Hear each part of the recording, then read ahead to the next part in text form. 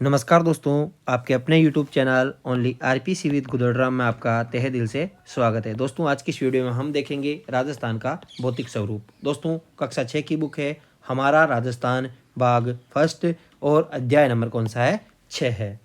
तो प्रथम क्वेश्चन है दोस्तों, इस बुक में जो क्वेश्चन बनते हैं वही क्वेश्चन हम पढ़ेंगे। तो भू संरचना के आधार पर राजस्थान को कितने भौतिक भागों में बांटा गया है? 4 में। कितने में? 4 में। थार मरुस्थल, अरावली पर्वत, पूर्वी मैदान, दक्षिण पूर्वी पठार। निम्न में से कौन सा राजस्थान का भौतिक प्रदेश नहीं है? तो विंध्याचल पर्वत है, भौतिक प्रदेश नहीं है।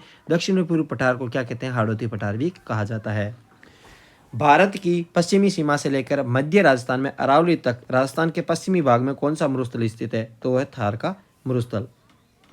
थार का मरुस्थल अरावली पर्वतमाला के किस भाग में स्थित है? पश्चिमी भाग में स्थित है। थार का मरुस्थल राजस्थान के कितने जिलों में है? 12 जिलों में है, और 61.11% भाग पर यानी विस्तार पाया जाता है, और 40% यहाँ पे राज्य की जनसंख्या निवास करती है। राज्य के कितने प्रतिशत भाग में थार का मरुस्थल है? 61% पर। थार मरुस्थल में राज्य की कितने प्रतिशत जनसंख्या निवास करती है? 40%। विश्व का सबसे धनी मरुस्थल कौन सा है? वह थार का मरुस्थल। क्यों है? क्योंकि यहाँ पे सबसे ज्यादा पशु घनत्व, जनघनत्व, कृषि, सिंचाई, वर्षा अन्य मरुस्थलों की तुलना में यहाँ पे क्या है? ज्यादा है, और सर्वाधिक जैव विविधता पाई जाती है, इसी कारण से धनी मरुस्थल कहा जाता है। भारतीय महामरुस्थल जिसे ग्रेट इंडियन डेजर्ट किन जिलों में है? बाड़मेर, जैसलमेर और बीकानेर, तीनों जिलों में है। रेत के टीले को स्थानीय भाषा में क्या कहा जाता है? धोरे कहा जाता है। क्या कहा जाता है? धोरे कहा जाता है।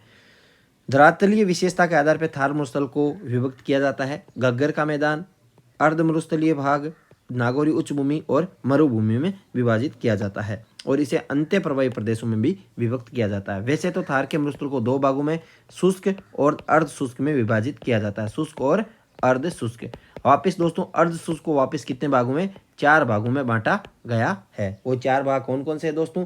एक तो आपके वांगड़ प्रदेश या शेखावाटी प्रदेश, ये दूसरा है आपके गग्गर का मैदान, तीसरा है उच्च नागौरी प्रदेश, और चौथा है गोडवाड़ प्रदेश या लूनी बेसिन।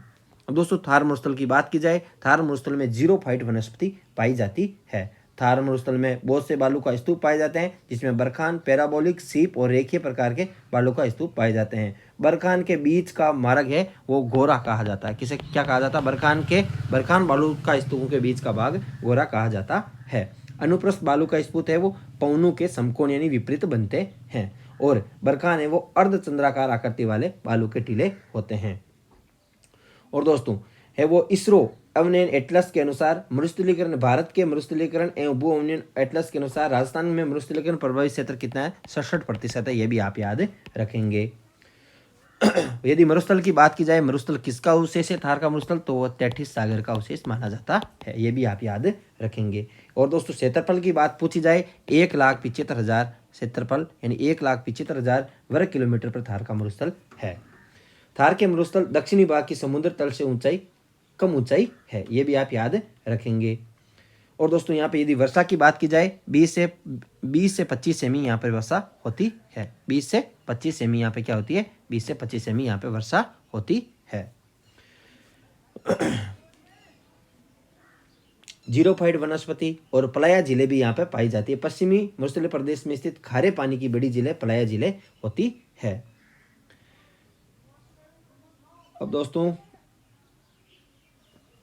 और यदि आपको कुबड़ पट्टी की बात पूछी जाए, तो नागौर और अजमेर में, क्योंकि यहाँ पे पानी में फ्लोराइड की मात्रा ज़्यादा पाई जाती है, जिसके कारण है वो लोगों की हड्डियां हैं वो मुड़ जाती है और वो बांके हो जाते हैं, इसलिए कुबड़ पट्टी कहा जाता है।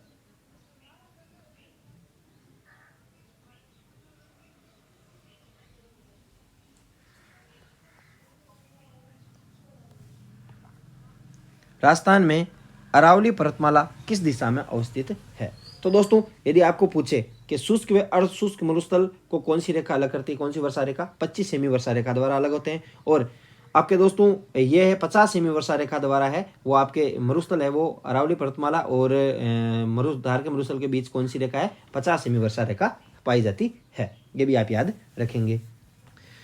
राजस्थान में अरावली पर्वतमाला किस दिशा में अवस्थित है? दोस्तों, अरावली पर्वतमाला का यदि आपको क्षेत्रफल पूछा जाए, राजस्थान में अरावली पर्वतमाला का क्षेत्रफल कितना है? 9 है। और यदि जनसंख्या की बात की जाए तो वो है आपके 10। जनसंख्या कितनी है? 10। किस दिशा में अवस्थित है? तो ये आपके दोस्तों दक्षिण पश्चिम से उत्तर पूर्व की ओर स्थित है। राज्य के लगभग कितने प्रतिशत भूभाग पर अरावली पर्वतमाला का विस्तार है? 9% पर। विश्व की सबसे प्राचीन वलित पर्वतमाला कौन सी है? अरावली पर्वतमाला। अरावली पर्वतीय क्षेत्र में राजस्थान की कितनी जनसंख्या निवास करती है? 10%। अरावली पर्वतमाला की कुल लंबाई कितनी है? 692। इसमें से 550 है वो राजस्थान में, यानी 80% है वो राजस्थान में इसकी लंबाई है। दक्षिण में गुजरात के खेड़ बर्मा से उत्तर में दिल्ली की रायसीना तक कौन सी पर्वतमाला फैली हुई है? तो वो है आपके अरावली पर्वतमाला। पूछा जाए अरावली पर्वतमाला का दक्षिण में कौन सा स्थान है? गुजरात का खेड़ बर्मा, और उत्तर में कौन सा है? दिल्ली के रायसीना तक, यानी यहाँ पे है खेड़ बर्मा और यहाँ पे रायसीना दिल्ली तक। कितनी है ये पूरी? कितनी है? 692। कितनी है? 692। और पूरी की बात की जाए, केवल राजस्थान की बात की जाए, राजस्थान में इसकी लंबाई कितनी है? वो आपके 550 यानी 80%।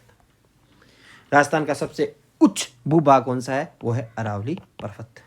अरावली पर्वतमाला राजस्थान को कितने भागों में विभाजित करती है? तो 2 भागों में, पूर्वी राजस्थान और पश्चिमी राजस्थान में विभाजित करती है। अब दोस्तों अरावली पर्वतमाला के बारे में और तथ्य हैं कि अरावली पर्वतमाला के संबंध में कुछ महत्वपूर्ण तथ्य दे रखे हैं। तो अरावली पर्वतमाला मरुस्थल के पूर्व की ओर पूर्व के प्रसार को रोकती है। जैसे ये मरुस्थल है तो यहाँ पे ये पथरीला इलाका आ गया तो ये रोकती है, सही है। अरावली पर्वतमाला अरब सागरीय मानसून की दिशा के समानांतर है, यह भी सही है। अरावली पर्वतमाला को राजस्थान की जीवन रेखा भी कहा जाता है, तो उपयुक्त सभी इसमें कथन क्या है? सही माने जाएंगे। राजस्थान में अरावली पर्वतमाला की सबसे ऊंची चोटी कौन सी है? तो दोस्तों वो है गुरु शिखर। इसे संतों का शिखर किसने कहा था? कमेंट बॉक्स में जरूर लिखें। गुरु शिखर की ऊंचाई कितनी है? 1722 मीटर। राजस्थान का वह भौतिक विभाग जो चंबल, बनास, बाणगंगा उनकी सहायक नदियों से निर्मित है वो है पूर्वी मैदान। यदि दोस्तों पूर्वी मैदान की बात की जाए तो पूर्वी मैदान राजस्थान के कितने प्रतिशत भूभाग पर विस्तृत है? 23 पे। यदि जनसंख्या की बात की जाए, जनसंख्या है वो आपके है 39%। इसमें कितना दे रखा है दोस्तों? लगभग 40% दे रखा है जनसंख्या का। यदि आपको 40 की जगह 40 नहीं दिखे तो आप 39, यानी 39 नहीं दिखे तो आप 40 कर सकते हैं, यदि ऑप्शन में नहीं हो तो। अब दोस्तों अरावली पर्वतमाला के बारे में हम कुछ और तथ्य देख लेते हैं कि अरावली को 3 भागों में बांटा गया है। अरावली को कितने भागों में? अरावली को 3 भागों में बांटा गया है। 3 कौन कौन सी है दोस्तों? एक तो उत्तरी अरावली, एक है आपके उत्तरी के बाद में हो गई आपके मध्य, और मध्य के बाद में हो गई दक्षिण। तो ये जैसे राजस्थान का मैप है आप देख सकते हैं, तो ये आपके हो गई उत्तरी, ये मध्य और ये दक्षिण। अब दोस्तों अरावली पर्वतमाला का सबसे कम विस्तार है वो मध्य अरावली में पाया जाता है। और दोस्तों उत्तरी अरावली है, इसकी औसत ऊंचाई 450 मीटर है। दक्षिण अरावली इसकी औसत ऊंचाई मध्य अरावली की 700 मीटर है, और दक्षिण अरावली की औसत ऊंचाई 1200, यानी दक्षिण में है वो अरावली पर्वतमाला की चोटियां हैं वो ऊंची है। अब दोस्तों संतों का शिखर व हिंदू ओलंपस है वो कर्नल टोड ने कहा था इसे। अब दोस्तों अरावली पर्वतमाला की औसत ऊंचाई की बात की जाए, अरावली पर्वतमाला की औसत ऊंचाई 930 मीटर है, आप याद रखेंगे। यदि औसत ऊंचाई पूरी ऊंचाई पूछी जाए 930 मीटर है। बूंदी में अरावली पर्वत श्रृंखला को आडावाला के नाम से भी जाना जाता है, ये भी आप याद रखेंगे। और दोस्तों उत्तरी अरावली की सबसे ऊंची चोटी की बात की जाए वो है रघुनाथगढ़। दक्षिणी अरावली की सबसे ऊंची चोटी आपको पता है दक्षिण में कौन सी है? गुरु शिखर है, तो गुरु शिखर सबसे ऊंची चोटी मानी जाएगी। उसके बाद में है आपके और कुछ महत्वपूर्ण क्वेश्चन है, जैसे अरावली पर्वतमाला किसका अवशेष है? अरावली पर्वतमाला आपके गोंडवाना लैंड का अवशेष है। किसका अवशेष है? गोंडवाना लैंड का अरावली पर्वतमाला अवशेष है। सबसे प्राचीन वलित पर्वत श्रृंखला है अरावली पर्वत। भौतिक दृष्टि से सबसे प्राचीन वलित पर्वत अवशिष्ट पर्वत यानी मोड़दार माना जाता है, जिसका उद्भव कैम्ब्रियन युग से पूर्व यानी प्री कैम्ब्रियन चट्टान, यानी इसका उद्भव अरावली पर्वतमाला तो प्री कैम्ब्रियन युग से माना जाता है। प्री कैम्ब्रियन युग से इसका उद्भव माना जाता है। ये वर्गीकरण किसने किया? हेरोन के द्वारा। किसके द्वारा? हेरोन के द्वारा किया गया। लेकिन संरचनात्मक दृष्टि से देखें तो अरावली पर्वतमाला श्रृंखला है वो देली क्रम की है। यहाँ पे बहुत से धातु पाए जाते हैं, जैसे सीसा, जस्ता, तांबा धात्विक धातु है राजस्थान के अरावली पहाड़ी क्षेत्र में पाए जाते हैं।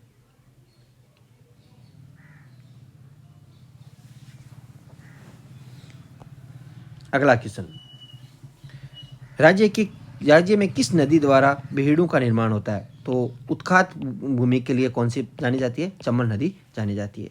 चंबल बेसिन मुख्यतः भू आकृति है, तो वह उत्खात स्थलाकृति। दोस्तों, चंबल नदी के आसपास कोटा व धौलपुर तक का क्षेत्र नाली अपरदन के कारण अत्यधिक उबड़ खाबड़ हो गया है, जिसे चंबल के बीहड़ या डांग उत्खात के नाम से जाना जाता है। राजस्थान का सबसे उपजाऊ व सर्वाधिक जनघनत्व वाला भौतिक विभाग, तो दोस्तों यह है पूर्वी मैदान। लगभग दोस्तों इसमें एजिट दे रखा है कि लगभग 40%, लेकिन यदि सही रूप से देखें तो 39%। जैसे मैं आपको बता दूं, यह है मरुस्थल और यह है अरावली और यह आपके हो गया पूर्वी मैदान और ये हो गया आपके दक्षिण पूर्व पठार। तो दोस्तों मरुस्थल है तो मरुस्थल का क्षेत्रफल और ये होगी आपके जनसंख्या। यदि क्षेत्रफल की बात की जाए 61.11 है। अरावली की बात की जाए 9 है और इसकी पूर्वी मैदान की बात की जाए 23 है और इसकी है 6.89%। इसको जोड़ते हैं तो 100 आता है। और वापस जनसंख्या की बात की जाए तो 40 है, 10 है और 39 है और 11 है। यानी जनसंख्या 11, कुल राज्य की 11% जनसंख्या पूर्वी दक्षिण पूर्वी पठार में और पूर्वी मैदान में 39, अरावली में 10 और मरुस्थल में 40। तो इसे जोड़ते हैं तो हम 100 प्राप्त कर लेंगे। राजस्थान के दक्षिणी भाग बांसवाड़ा व प्रतापगढ़ में विस्तृत मैदान किस नदी द्वारा निर्मित है? तो वह आपके माही व उसकी सहायक नदियों द्वारा निर्मित है।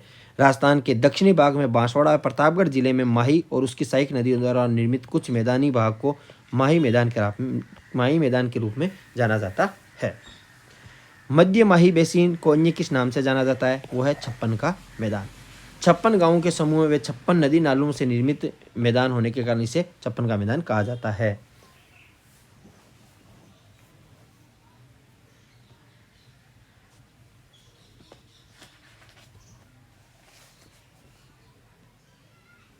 अब दोस्तों इस मैदान को हम कितने भागों में बांट सकते हैं?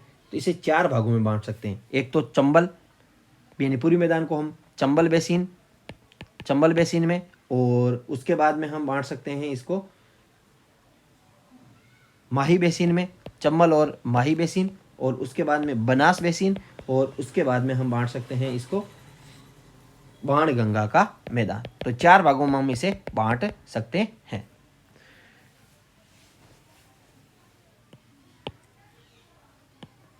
अगला है दक्षिणी पूर्वी पठार को अन्य किस नाम से जाना जाता है? तो वह है हाड़ौती का पठार। प्राचीन काल में यहाँ पे हाड़ा वंशों का शासन था।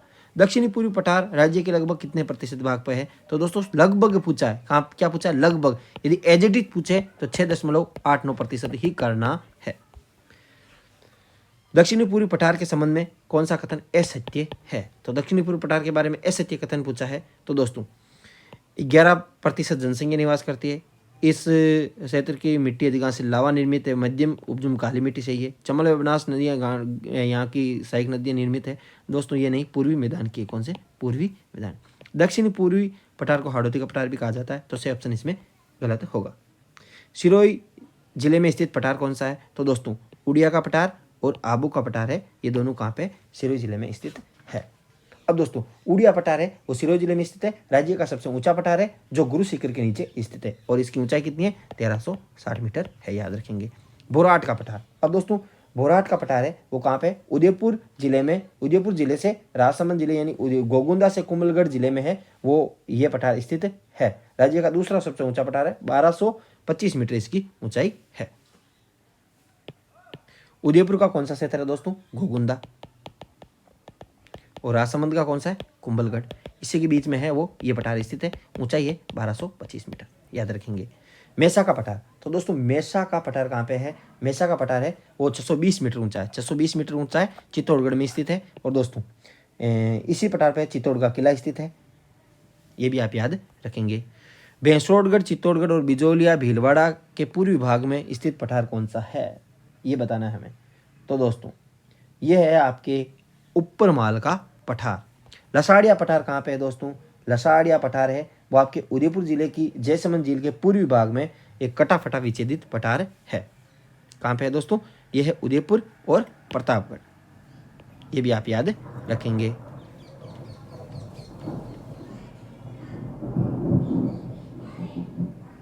उदयपुर जिले की जयसमंद झील के पूर्वी भाग में कटा फटा पठार है। यदि दोनों ऑप्शन नहीं हो, यदि एक ऑप्शन पूछे तो उदयपुर ही राइट होगा। 39वां क्वेश्चन के सुमेलित करना है, पठार दे रखे हैं। तो दोस्तों उड़िया पठार कहाँ पे है? सिरोही में। मेसा का पठार चित्तौड़ में। लसाड़िया पठार कहाँ पे है दोस्तों? लसाड़िया पठार है वो आपके है उदयपुर में। कांकनवाड़ी का पठार कहाँ पे? अलवर में है। कांकनवाड़ी या क्रास का पठार, कांकनवाड़ी पठार को क्या कहते हैं? और क्रास का पठार भी कहा जाता है। अलवर जिले में स्थित सिरिस्का अभ्यारण्य इन्हीं दोनों पठारों पर स्थित है। देश का एकमात्र राज्य जहां 5 प्रकार की जलवायु परिस्थितियां पाई जाती है वो आपके राजस्थान। निम्नलिखित में से राजस्थान में 5 प्रकार की जलवायु परिस्थितियां पाए जाने का कारण क्या है? तो दोस्तों यह प्रदेश की अक्षांशीय स्थिति, समुद्र तल से दूरी, अरावली पर्वतमाला की स्थिति, इसी कारण है वो 5 प्रकार की जलवायु पाई जाती है। राजस्थान के पश्चिमी भाग में लगभग 61% भाग में कौन सी जलवायु पाई जाती है? तो दोस्तों इस पे है शुष्क मरुस्थलीय और अर्धशुष्क मरुस्थलीय जलवायु पाई जाती है। अरावली के पूर्वी भाग जयपुर व उत्तरी पूर्वी जिलों में किस प्रकार की जलवायु पाई जाती है? वह है उप आर्द्र जलवायु। सवाई माधोपुर से लेकर उदयपुर तक किस प्रकार की जलवायु पाई जाती है? वह है आपके आर्द्र जलवायु। दक्षिणी भाग में AW प्रकार कोपेन के अनुसार, तो बांसवाड़ा व झालावाड़ में है वो आपके अति आर्द्र जलवायु प्रदेशों में लगभग औसत वार्षिक वर्षा होती है, वो कितनी होती है? 100 सेमी। राज्य में कितनी ऋतुएं पाई जाती है? तो दोस्तों ऋतुओं की बात की जाए 3, ग्रीष्म ऋतु, वर्षा ऋतु और शीत ऋतु। आप इनकी ग्रीष्म ऋतु मार्च से जून, वर्षा ऋतु जुलाई से सितंबर, शीत ऋतु अक्टूबर से फरवरी याद रखेंगे। ग्रीष्म ऋतु में पश्चिमी राजस्थान में विशेषतः जैसलमेर, बाड़मेर, बीकानेर, चूरू, जोधपुर, गंगानगर जिलों में तापमान हो जाता है, तो वह 40 से 45 डिग्री सेंटीग्रेड। ग्रीष्म ऋतु में राजस्थान का सबसे ठंडा स्थान कौन सा है? वो आपके माउंट आबू सिरोही वाला। राजस्थान की 90 से 95% वर्षा किस ऋतु से होती है? तो वो दोस्तों आपके वर्षा ऋतु से होती है। राजस्थान में मानसून की जिस शाखा से वर्षा होती है वो शाखा कौन सी है दोस्तों? वो शाखा है आपके अरब सागर और बंगाल की खाड़ी। राजस्थान में अधिकांश वर्षा किस मानसून से होती है? वो होती है बंगाल की खाड़ी से, याद रखेंगे। बंगाल की खाड़ी मानसून शाखा से राजस्थान के पूर्वी भाग में अधिक वर्षा होती है। अरब सागर मानसून शाखा से राजस्थान किस भाग में अधिक वर्षा होती है? वो होती है दक्षिणी भाग में। राजस्थान का सबसे आर्द्र जिला झालावाड़ है। राजस्थान में सर्वाधिक वर्षा वाला जिला वो आपके झालावाड़ है। राजस्थान में सबसे कम वार्षिक वर्षा है वो आपके जैसलमेर में होती है, यानी औसत वार्षिक वर्षा लगभग 10 सेमी से कम होती है। राज्य में सबसे अधिक वर्षा प्राप्त करने वाला स्थान कौन सा है? माउंट आबू है। जिला कौन सा है? झालावाड़। राजस्थान के किस भाग की ओर वर्षा लगातार कमी होती जाती है? किस भाग से किस भाग की ओर वर्षा है वो कम होती जाती है? तो दोस्तों ये आपके वर्षा कम होती है दक्षिण पूर्व, जैसे यहाँ पे है तो दक्षिण, यहाँ से यहाँ और फिर उत्तर और पश्चिम, यानी यहाँ पे 10 हो, यहाँ पे 9 है, 9 से में यहाँ पे 10 है, तो इधर कम होती जाएगी, यानी पश्चिमी क्षेत्र में ज़्यादा कम होगी और दक्षिण में ज़्यादा होगी। अरावली के पूर्व में 50 सेमी से अधिक, यानी ये अरावली है तो पूर्वी क्षेत्र में 50 से ज़्यादा और इसमें 50 से कम होगी। शीत ऋतु में राजस्थान का सबसे ठंडा स्थान कौन सा है? वो है माउंट आबू सिरोही। राजस्थान में मावट का संबंध किससे है? तो दोस्तों मावट का संबंध पश्चिमी विक्षोभों से। शीत ऋतु में पश्चिमी विक्षोभों से राजस्थान सहित उत्तरी पश्चिमी भारत में होने वाली वर्षा मावट कहलाती है। दोस्तों मावट किस फसल के लिए लाभदायक है? वो है रब्बी की फसल के लिए माउंट है वो लाभदायक है मावट वर्षा। हवाएं जो ऋतु के अनुसार अपनी दिशाएं बदलती है क्या कहलाती है? ऋतु के अनुसार वो है मानसूनी हवाएं। भौतिक दशाएं और मानवीय कार्यों द्वारा जब उपजाऊ भूमि बंजर व रेतीली भूमि में परिवर्तित हो जाती है उस क्रिया को क्या कहते हैं? वह है मरुस्थलीकरण की क्रिया। जल या पवन द्वारा मृदा का कटाव होना ये क्या है? अपरदन। मानचित्र पर समान वर्षा वाले स्थानों को जोड़ने वाली काल्पनिक रेखाएं वो है समवर्षा रेखाएं। कितने सेमी समवर्षा रेखा राजस्थान को 2 भागों में विभाजित करती है? तो मैंने आपको बताया था 50 सेमी वर्षा रेखा। और अर्धशुष्क और शुष्क मरुस्थल की बात की जाए तो 25 सेमी वर्षा रेखा। राजस्थान में ग्रीष्म ऋतु में चलने वाली गर्म धूल भरी आंधियों को क्या कहते हैं? लू कहा जाता है। राजस्थान में कौन सी जलवायु नहीं पाई जाती? तो दोस्तों राजस्थान में ध्रुवीय जलवायु नहीं पाई जाती। राजस्थान में कम वर्षा होने का प्रमुख कारण है वो है आपके अरावली पर्वतमाला का मानसूनी दिशा के क्या होना? समानांतर होना, यानी टकराव नहीं है, हवाएं वो सीधे ही चली जाती है। राजस्थान निम्न में से राजस्थान की जलवायु का नियंत्रक है वो है दोस्तों अरावली पर्वत। दोस्तों ये वीडियो आपको अच्छा लगा हो तो वीडियो को लाइक एंड शेयर जरूर करें। और आपको मैं कुछ चोटियों के नाम बता देता हूँ कि फर्स्ट नंबर पर कौन सी है, जैसे गुरु शिखर। कौन सी है? गुरु शिखर याद रखेंगे। उसके बाद में शेर, उसके बाद में दिलवाड़ा और उसके बाद में आप याद रखेंगे जरगा के बाद में अचलगढ़ के बाद में आबू, आबू के बाद में कुंभलगढ़, और कुंभलगढ़ के बाद में आप याद रखेंगे धौलिया, और धौलिया डूंगर, और उसके बाद में आप याद रखेंगे वह जेलिया डूंगर। अब दोस्तों ऊंचाई कितनी है? सबसे ज़्यादा है 1722 मीटर। 1722 के बाद में इसकी 1597, और दिलवाड़ा की 1442, और इसकी है आपके 1431, इसकी है 1380। और दोस्तों आबू की बात की जाए 1295 है, और कुंभलगढ़ की बात की जाए 1224 है, और धौलिया डूंगर की बात की जाए यह है आपके उदयपुर में है 1183 है, और 1166 है, इसकी है जेलिया डूंगर की। रघुनाथगढ़ है, इसकी ऊंचाई 1055 है, और जेलिया डूंगर के बाद में आता है आपके, वो आती है जयराज पहाड़ी। कौन सी पहाड़ी? जयराज पहाड़ी। कहाँ पे दोस्तों? सिरोही में है। सिरोही में जयराज पहाड़ी है, इसकी ऊंचाई है आपके 1090, और उसके बाद में आती है रघुनाथगढ़, जो उत्तरी अरावली की सबसे ऊंची चोटी मानी जाती है। तो दोस्तों ये होगी पहाड़ियाँ। मानदेसरा का पठार दोस्तों कहाँ पे है? चित्तौड़गढ़ जिले में स्थित है। भैंसरोडगढ़ अभ्यारण्य है वो इसी पठार पे स्थित है। मानदेसरा का पठार, ये आप याद रखेंगे, मानदेसरा का पठार। मानदेसरा का पठार कहाँ पे? चित्तौड़गढ़ में स्थित है। भैंसरोडगढ़ अभ्यारण्य इसी पे स्थित है। और कुछ महत्वपूर्ण तथ्य हैं, हम देख लेते हैं दोस्तों।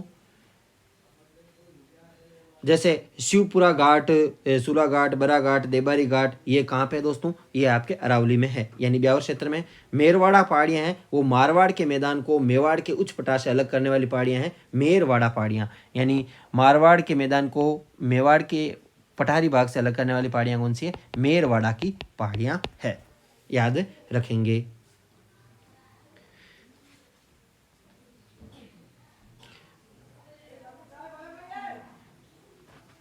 और कुछ दोस्तों महत्वपूर्ण क्वेश्चन हैं, तो मैं आपको बता देता हूँ कौन कौन से हैं।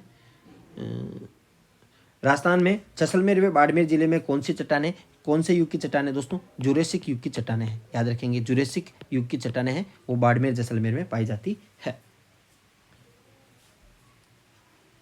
और मरुस्थल प्रसार के लिए कौन सा गांव प्रसिद्ध है दोस्तों? नाचना गांव प्रसिद्ध है। कौन सा गांव प्रसिद्ध है? नाचना गांव है, मरुस्थल प्रसार के लिए प्रसिद्ध है। दोस्तों ये वीडियो आपको अच्छा लगा हो तो वीडियो को लाइक एंड शेयर जरूर करें। अगले वीडियो में हम और कुछ महत्वपूर्ण प्रश्न लेके आएंगे। और अगला पार्ट कौन सा है दोस्तों, मैं आपको बता देता हूँ। अगला पार्ट है वो है जल संसाधन एवं संरक्षण। ये टॉपिक भी रीट मेंस में है। तो दोस्तों वीडियो को लाइक एंड शेयर जरूर करें, थोड़ा सा प्यार वीडियो को भी दें। Thank for watching.